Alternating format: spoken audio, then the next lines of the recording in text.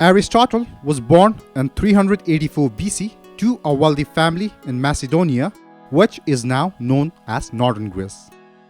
The name Aristotle means the best purpose. His father was a physician and served the grandfather of Alexander the Great. He was born in a wealthy and powerful family. But his parents passed away while he was a young boy. Aristotle's older sister, Orimnesti, and her husband, Proxenus of Atarneus, became Aristotle's guardian until he came of age. At 17 or 18 years of age, Aristotle joined Plato's academy in Athens and remained there until the age of 37. At that time, Athens was considered the academic center of the universe. Soon, Aristotle was recognized as an extraordinary scholar. His teacher, Plato, died in 347 BC. Because Aristotle had disagreed with some of Plato's philosophical treatises, Aristotle did not inherit the position of director of the academy. It was believed that after Plato, Aristotle would become the director of the academy. Shortly after Plato died, Aristotle left Athens. The traditional story about his departure records that he was very disappointed with the academy's direction after control passed to Plato's nephew Speusippus. Aristotle was invited to the court of Hermias, a friend of Aristotle and king of Mysias, Atarneus and Assos. Aristotle stayed in the court of Hermias for a period of 3 years. During that period, he married Hermias' niece Pythias. Aristotle fathered a daughter with Pythias. The name of the daughter was also Pythias. In 338 BC, Aristotle returned home to Macedonia. There, he started tutoring son of King Philip II. That boy, who was only 13 years old then, would grow up to become a man who the world known as Alexander the Great. King Philip II of Macedon rebuilt Aristotle's hometown of Stagira and freed the inhabitants from slavery as a reward for his tutoring Alexander. In 335 BC, his student Alexander became king and conquered Athens. That is when Aristotle returned to Athens. At that point, Plato's academy was still running and was still one of the premier institutions of Athens. Aristotle asked for permission from Alexander the Great and opened his own school known as Lyceum. In 335 BC, the same year that Aristotle opened the Lyceum, his wife Pythias died. Soon after, Aristotle embarked on a romance with a woman named Herphilis, who hailed from his hometown of Stagira. According to some historians, Herphilis may have been Aristotle's slave, granted to him by the Macedonian court. They presume that he eventually freed and married her. Regardless, it is known that Herphilis bore Aristotle's children, including one son named Nicomachus after Aristotle's father's name. It is believed that to honor his son, Aristotle named his most famous philosophical work as Nicomachus' Ethics. His students were forced to walk around behind him as he had this habit of walking around Lyceum campus while teaching. That is why the pupils were known as peripatetics, which in English translates in people who travel about. He and his students walked and held their discussion. Students of Lyceum were engaged in research on a wide range of topics covering math, science, arts, philosophy, and many more. They used to write all they found in manuscript, and in the process, the school became one of the first great libraries of ancient world. The Lyceum was not a private club like the Academy of Plato. Many of the lecturers there were open to general public and given free of charge. Like Plato's academy, the Lyceum attracted students from throughout the Greek world and developed a curriculum centered on its founder's teachings.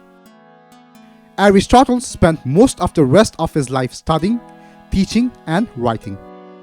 Of Aristotle's estimated 200 works, only 31 are still in circulation. Aristotle was Plato's student, but unlike Plato, he didn't revert his teacher. He laid down the rules of logic and is known as the father of science, introducing the hypothesis and deduction method. His book explores the foundation of story making, including character development, plot, and storyline. His writings covered many subjects including physics, biology, zoology, metaphysics, logic, ethics, poetry, theater, music, psychology, economics, politics, meteorology, geology, and government. His works contain the earliest known formal study of logic studied by medieval scholars.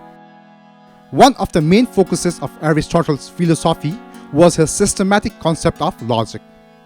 Aristotle's objective was to come up with a universal process of reasoning that would allow man to learn everything about reality. The initial process involved describing objects based on their characteristics, states of being, and actions. Aristotle was as much a scientist as a philosopher.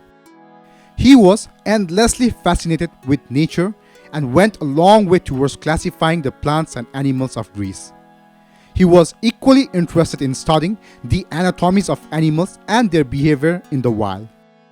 Aristotle was a man ahead of his time. He had new ideas on how to study the world. He used to make detailed observations of the world and recorded what he saw. In his quest to learn more about the anatomy of animals, he started dissecting them, which was a new practice. Greek philosophers and educators of those times used to do all their work in their mind, thinking about the world without observing it. Aristotle was the first person to venture into the classification of different animals. He used characteristics that are common among certain animals to categorize them into comparable groups. He was very interested in zoology and carefully studied animals. He classified the animals into two groups: red blood animals and non-red blood animals. In today's context, it corresponds to vertebrates and invertebrates. It's not that Aristotle was the first person to study biology. However, he pioneered the subject by applying a systematic thinking to his study. It's because of this we call him father of biology. Similarly, based on their habitat, he classified animals as one that live in water and one that live on land. In his view, life had a hierarchical makeup and all living beings could be grouped in this hierarchy based on their position from lowest to highest. He placed the human species highest in this pecking order.